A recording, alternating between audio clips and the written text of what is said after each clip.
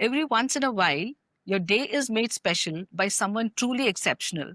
Today is one such day when I have the honor and privilege of welcoming one of my teachers of my post-graduation days. For this special World Anesthesia Day episode on TheRightDoctors.com, I have the distinct pleasure and honor of welcoming a celebrated educator and a true luminary in our field, Dr. Jayashree Sood. Ma'am, welcome to this special Anesthesia Day podcast, and thank you for taking the time out. Thank you so much, Meera, for inviting me to this podcast. Dr. Jayashree Sood, ma'am, is the Emeritus Consultant and Advisor at the Institute of Anesthesiology and the Vice Chairperson of the Board of Management at Sir Gangaram Hospital. She is a founder member and President of the Indian College of Anesthesiologists and has been honored with the Lifetime Achievement Award by the Indian Society of Anesthesiologists. Recognized as one of the top 5 female anesthesia innovators in India by the World Federation of Society of Anesthesiologists, she has made immense contributions to academics. Having had the privilege of being her student, I know the first-hand passion she brings to teaching. It's a true privilege to have you with us. Welcome to the show. You have won numerous Best Teacher Awards. What first ignited your lifelong passion for teaching and mentorship? Meera, thanks a lot for that question. As you know, I joined Sir Gangaram Hospital in 1984. Before that, I was in UK and we had to teach our younger graduates while we were doing our FFARCS training. So when I came back to India, I had the experience of UK and the PGI Chandigarh, where we were all teachers during our post-graduation. Same passion continued when I joined Sir Gangaram Hospital, and the best part was that DNB anesthesia had been started just around 1990, that is about 5-6 years after I had joined the hospital. So then again, I got the opportunity to start teaching my juniors, the students that we had, the DNB students, and gradually with this, the passion continued. And somehow I was recognized as a teacher by the students and by the fraternity in Delhi. And gradually I got involved in all the teaching sessions in several parts of the country and the hospital and Delhi. So this is how gradually it grew automatically.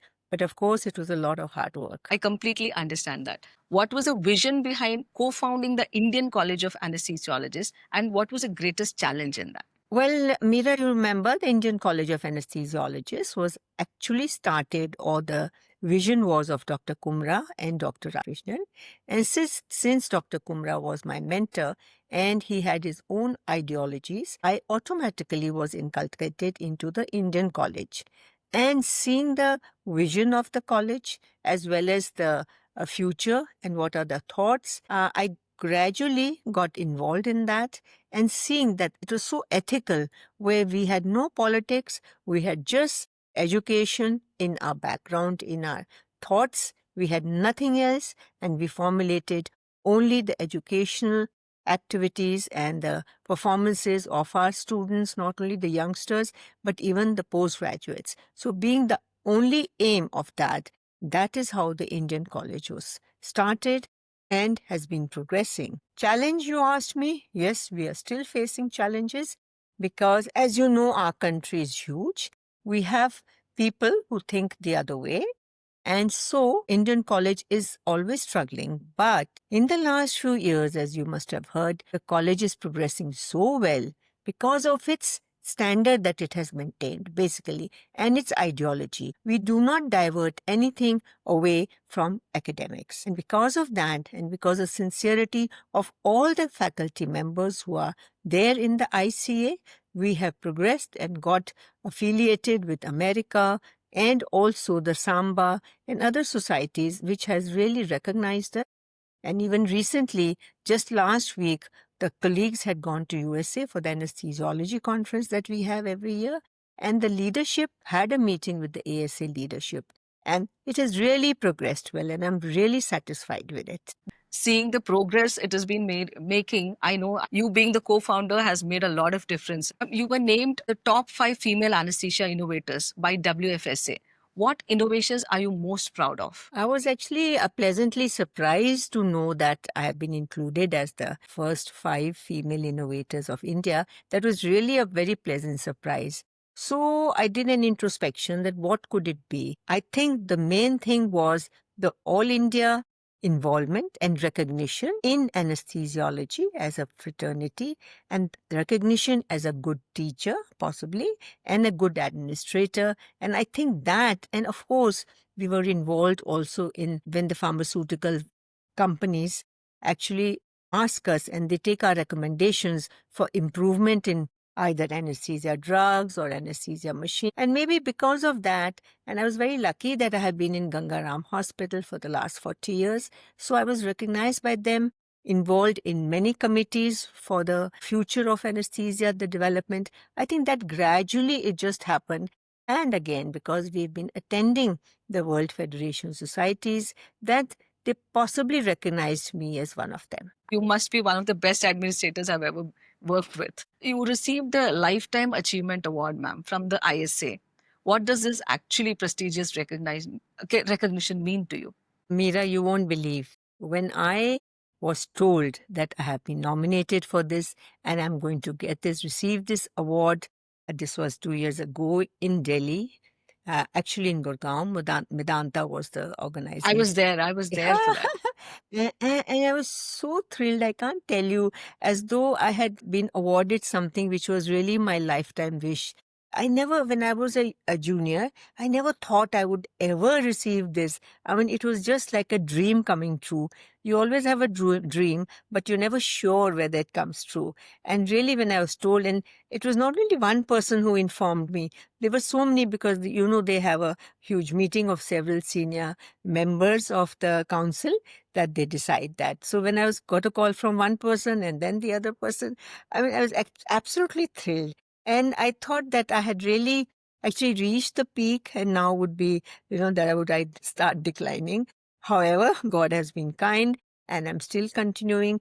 And I always wish that my youngsters follow the same path. You absolutely deserve it, ma'am. As a vice chairperson at Sir Gangaram Hospital, how do you balance the administrative leadership along with the clinical advisory role? See, Meera, I've never forgotten or never left my clinical role.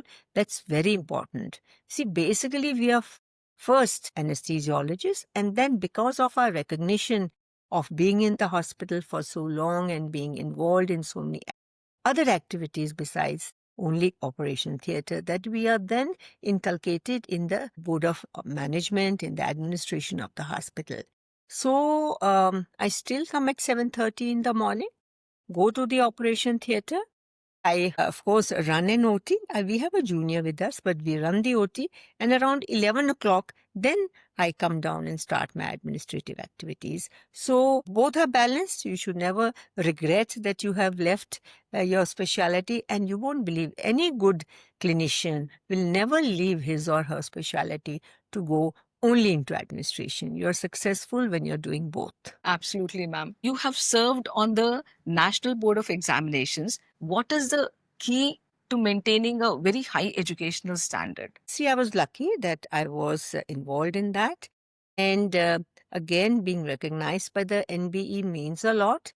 And they take your advice and suggestions not only for just conducting the exam, but anything you have in mind which will help or improve the standard of your specialty.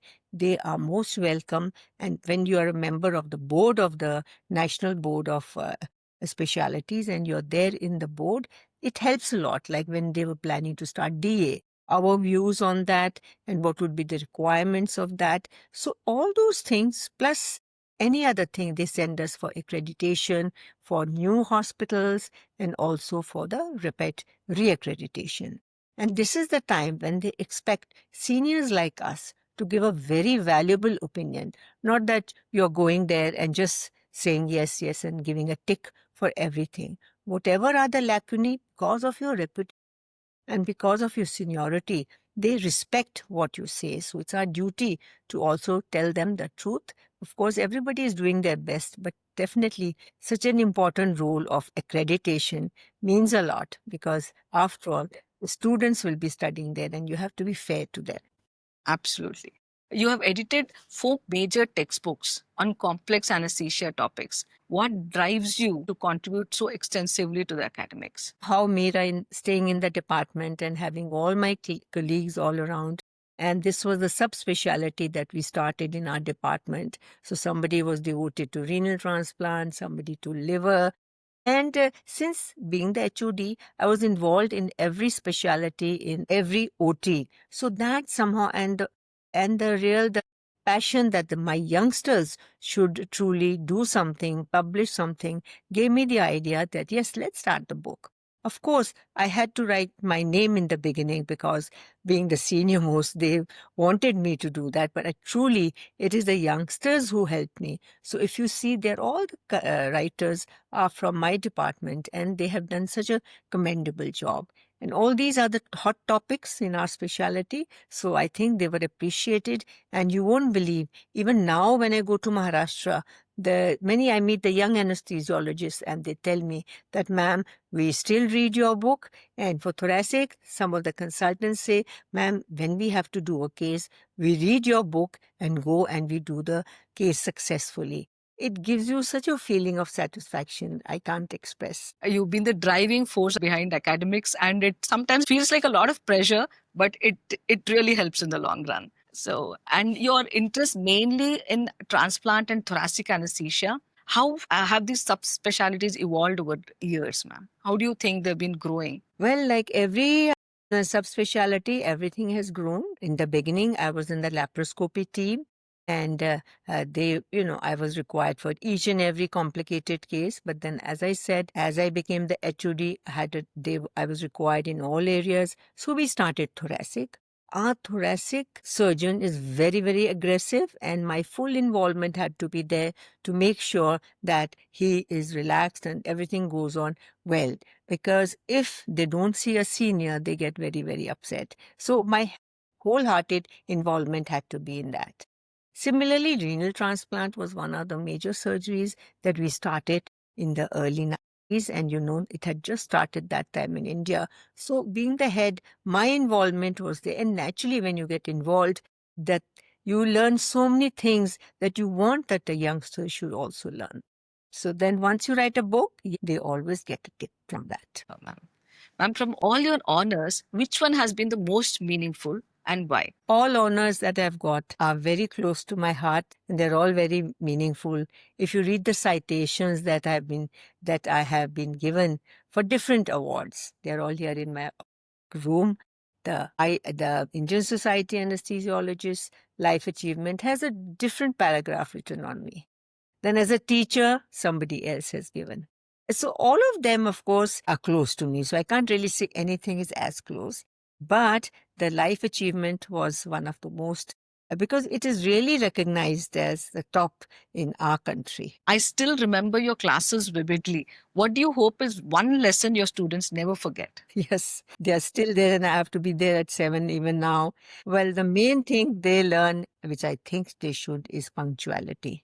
Because nobody was allowed to enter. We gave a grace listening period of 10 minutes. By chance, you know how it is early in the morning. But at 10 past 7, it's clearly written, please do not enter. So they were so scared of that, and every time they would see, my car would be parked much before they're entering the auditorium. So I think punctuality is one thing. If they learn that much, rest of course studies, etc., they have to. But in life, if they learn punctuality, they will be always, I always say, the early bird catches the worm. So they will be recognized and respected by all. I learned it from there. I hope to continue the same. You always pushed us to be better. Your mentorship has shaped so many careers. Beyond academics, what do you think is the most important advice you give to your mentees? Meera, yes, we always, first thing is academics. But somehow I've always told my youngsters that have the terminologies recently being used very often, work-life balance. I know, well, some people might say that it is odd, but you have to have a balance in life. Some of us, of course, are unmarried when we join our post-graduation. Some of us are married.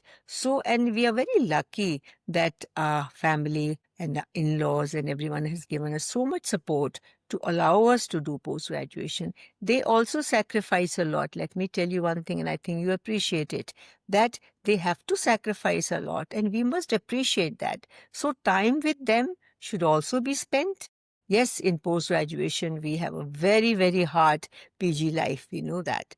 But whenever we get a day off, we must be happy and be contented and look after our family members. So I think a work-life balance has all been there. I've always practiced it, although I work so hard still in the hospital, but still that is very present and will stay with me all my life. Right, ma'am.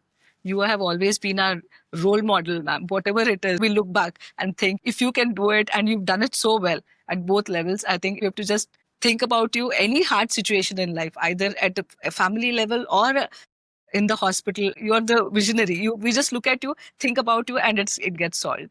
What does it take for a woman in medicine to be recognized as an innovator, ma'am, in India? What do you think? Like it is a very tough thing, I feel. You're right, Meera. Yes, things have changed, of course, now, but definitely in the earlier times, like when I joined my specialty and I joined as a consultant, yes, there was a feeling that not only a feeling, but we would have more males when I talk about and less females in our specialty we talk.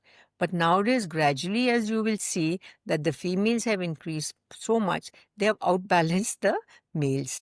This is because our specialty has been recognized now as one with a lot of challenge, of course. See, ladies are multitaskers and they are really very ready to take up challenges. So we all know if we take up anesthesia, the long OTRs as well as long hours in the ICU, this has to be there and they have to meet these challenges. And gradually it has been recognized that ladies work much harder, sorry to say, much harder than the gents, and definitely this is the reason that we have taken over or are at par with the gents. The bias was there a long time back, but let me tell you, nowadays it is much less, and as you can see me sitting here in the administration as number 2 in the hospital, I can say this proves my point. Yes, ma'am, absolutely. As president of ICA, what do you think is the future? What do you see as the organization's future, ma'am? But what I feel, Meera, yes, that maybe in India, people do recognize the other anesthesiologists when we say who are not members of the IC. And this happens all the time in life. There'll be one group that is pro, one is not. But gradually we have been recognized as with such high standards. And as I said, even USA societies, not only the main society, but even the ambulatory Samba society, they have all accepted us. It is well recognized.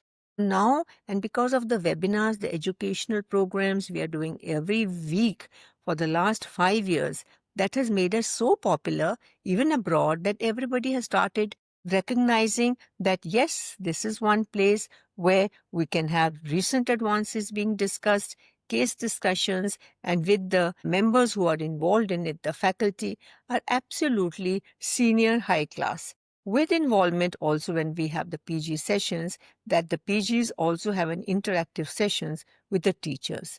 So what I feel, yes, this is a bright future and this shall definitely progress. It is now, of course, not much, just about 17, 18 years old, but it is definitely, I have a very positive look for our future of the ICA. Definitely, ma'am. Youngsters going on to learn a lot about ICA and their organization. What advice do you have for anesthesiologists aspiring to take on major leadership roles, ma'am? Because we see a lot of anesthesiologists getting into administration and other, examples even in Hyderabad who get into administration and do really well. Remember, our specialty makes you a leader in your own OT. See, in your own OT, you have anesthesiologists, you have surgeons. But as the anesthesia head, you are really the master of that area. So the surgeons automatically start respecting you. But your knowledge should be absolutely up to the mark, and you should be having your principles should be very clear. So then the surgeons who are usually very aggressive, they know they have to behave, or not only behave, whatever they want to be, has to be done will be done, but they have to follow the rules and regulations. So automatically, if the lady is the head, she will get all the respect. So she is an administrator there. So gradually these qualities which are there in the administration, we also as anesthesiologists get involved in many committees, not only in the OT committee, but also in the sterilization committee, audit committee. So all these things gradually help us in administration. And of course, your quality or your passion for administration should also be there. Do you think the minimally invasive techniques which have come in have changed the game for thoracic and laparoscopic anesthesia? Yes, laparoscopy and thoracic definitely is minimally invasive or minimal access has definitely. Now it is well proven that with minimal access surgery, whether it is laparoscopic or thoracic, it is of great benefit to the patients because they definitely recover much faster. As you know, in the ERAS pathway, that is the enhanced recovery after surgery, laparoscopy or pinhole is the one that is recommended. So that's absolutely in, and it will stay and definitely benefits both laparoscopy and thoracic. And now with the robotic surgery which has come in the picture, naturally the technique is much more meticulous and recovery fast. I completely agree, ma'am. What inspired your textbook on anesthesia during COVID-19 pandemic? Just see when COVID came, and it was, big panic in our country. And you know that our hospital was completely involved in the management of these patients. And our chairman of our hospital was so involved himself. He used to come every day. So you won't believe he used to come, I used to come. And then it was not only the OT, we were really involved in the whole hospital. So that was such a period which we all dread, of course, but then we learned a lot. So with COVID coming, yes, we did learned a lot. We managed the cases. Of course, we had huge mortalities. We know that. But we managed all cases. We did not refuse any patient. You won't believe different blocks were all converted into COVID wards as and when required. So no stone was unturned and everything was made available. And by this pandemic that we've had, we learned more. All the anesthesiologists are supposed to be very well balanced, and they also are very good crisis managers. Here, of course, we were then labeled as you saw in the Indian Time magazine, where the anesthesiologist was the one whose front page photo was there. Similarly, we were recognized then in our hospital and elsewhere in Delhi also, everywhere. It was the anesthesiologist who had a lot of role, whether it was the oxygen, and they were recognized. And that, I think, made a lot of difference in our country and in Delhi. This World Anesthesia Day, what message do you have for anesthesiologists working in this demanding specialty? Meera, we all celebrate the World Anesthesia Day. Yes, you know why? Because it was really invented at that time. Nobody used to believe that it was a specialty by itself. But then you know the demonstration in Boston and say that it is no humbug, that it was demonstrated that yes, it is there. The sociality will grow. So what I feel is that we are, of course, now at the end of our career, but the youngsters should learn that there are the future is bright. There's so many arenas which are open to them. And now it's very clear that the anesthesiologist is not in the OT. He is also recognized outside the OT. And because of all this, they must continue to learn the new technology that comes and popularize the specialty. They should now the things have changed. Everybody is very proud of this specialty. And as you know very well, the anesthesiologist in your hospital is actually recognized as a perioperative physician, and they are consulted several times, especially in the high-risk cases, or whether it is in pain or palliative, everything the anesthesiologist is involved. So on this day, I would like the youngsters to pursue their specialty with great passion. You have so many options after doing your post-graduation. You can go into pain, you can go into ICU, all these. There's so many areas that you have many, and then you can go into the subspecializations, which were never there earlier. So the field is all open, it's all yours, and be proud of your specialty. What is one common misconception about anesthesia that you would wish to correct? There are several misconceptions. First of all, People just don't understand what is anesthesia. And things have changed, of course, and they don't recognize the anesthesiologist as the key person that is involved in the case. So really, when they come to know us who we are, especially in our country, it's still there, that we are there for surgery. They can't believe that we'll be there throughout the surgery. They feel we just give an injection or something on the face, on the mouth, and then we disappear and the surgery goes on. So in our preoperative PAC, we have to explain to them that we will be doing this, then we'll be standing throughout your case, we are monitoring your case, monitoring all your vitals. So this feeling that, oh, aap wahin par rahenge, that should not be there. They have to be told that it is there, and then we are there, and then we have to also explain to them that anesthesia just not doesn't mean behoshi ka doctor, means much more than that. Because we are the masters, we know the black box in the time of the operation. So I think these few things, if you talk to them, we'll look after your pain after surgery, they get convinced that this doctor is very important. The patient interaction, which we usually miss out on, awareness that, these are also doctors who are there with us. That is going to make a lot of difference. Thank you so much, ma'am. It was a pleasure talking to you. It's been so many years, but nothing has changed. It's like the Gangaram days just come back to us all the time. We are there thinking about those days, those OTs, whatever we've learned. It's been a pleasure talking to you, ma'am. Thanks, Meera, and Thank you gives so much me for your time.